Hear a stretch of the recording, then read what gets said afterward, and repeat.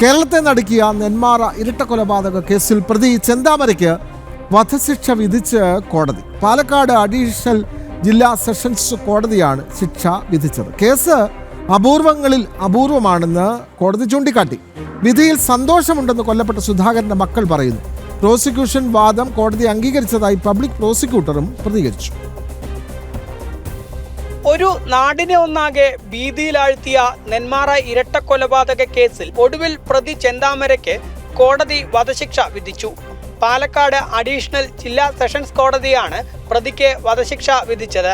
കേസിൽ ഇരുഭാഗങ്ങളുടെയും വിശദമായ വാദങ്ങൾ കേട്ട കോടതി കേസ് അപൂർവങ്ങളിൽ അപൂർവമാണെന്ന് ചൂണ്ടിക്കാട്ടി. കൊല്ലപ്പെട്ട സുധാകരന്റെ മക്കൾക്ക് ചെന്താമര ഭീഷണിയാണ്. കൊലപാതകങ്ങൾ ചെയ്തതിൽ പ്രതിക്ക് കുറ്റബോധമില്ല എന്ന് പറഞ്ഞ കോടതി ചെന്താമര 20 ലക്ഷം രൂപ പിഴയടയ്ക്കണമെന്നും ഈ തുക സുധാകരന്റെ മക്കൾക്ക് നൽകണമെന്നും ഉത്തരവിട്ടു. തുക നൽകാൻ ചെന്താമരയ്ക്ക് കഴിഞ്ഞില്ലെങ്കിൽ സർക്കാർ സഹായം നൽകണം. കൂടാതെ ചെന്താമര പിഴ അടച്ചില്ലെങ്കിൽ 3 വർഷം തടവ് അനുഭവിക്കണമെന്നും കോടതി വിധിച്ചു. പ്രോസിക്യൂഷന്റെ വാദങ്ങളെല്ലാം കോടതി അംഗീകരിച്ചതായും പ്രതിക്ക് മാനസിക പ്രശ്നങ്ങൾ ഇല്ലെന്ന റിപ്പോർട്ടും ശാസ്ത്രീയ തെളിവുകളും നിർണായകമായതായി പബ്ലിക് പ്രോസിക്യൂട്ടർ MJ വിജയകുമാർ പറഞ്ഞു.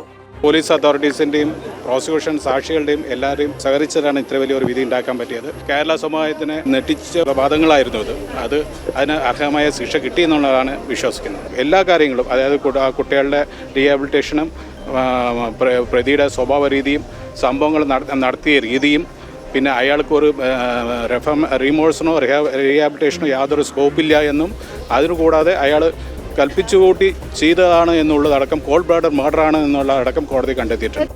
വിധിയിൽ സന്തോഷമുണ്ടെന്നും എല്ലാവർക്കും നന്ദിയെന്നും കൊല്ലപ്പെട്ട സജിത സുധാകരൻ ദമ്പതികളുടെ മക്കളും പ്രതികരിച്ചു. എല്ലാവർക്കും ഒരുപാട് നന്ദിയുണ്ട്. ജഡ്ജിക്കായാലും ഞങ്ങൾ ഹെൽപ്പ് ചെയ്ത പോലീസിനായാലും എല്ലാവർക്കും ഒരുപാട് നന്ദിയുണ്ട്.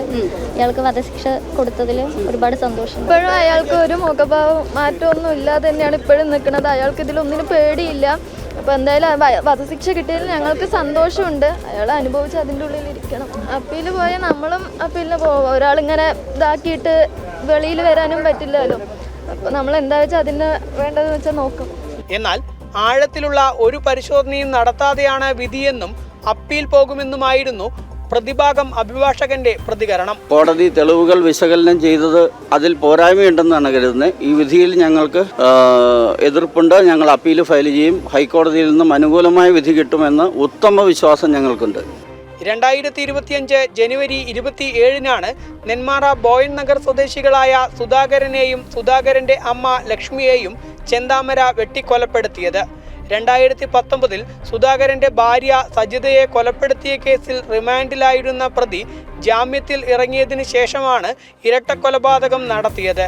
തന്റെ ഭാര്യ പിണങ്ങിപ്പോവാൻ കാരണം അയൽവാസികളാണെന്ന തെറ്റിദ്ധാരണയായിരുന്നു ഒരു കുടുംബത്തിലെ 3 പേരെ വകവരുത്തുന്നതിന് കാരണമായത്. ജനം, പാലക്കാട്.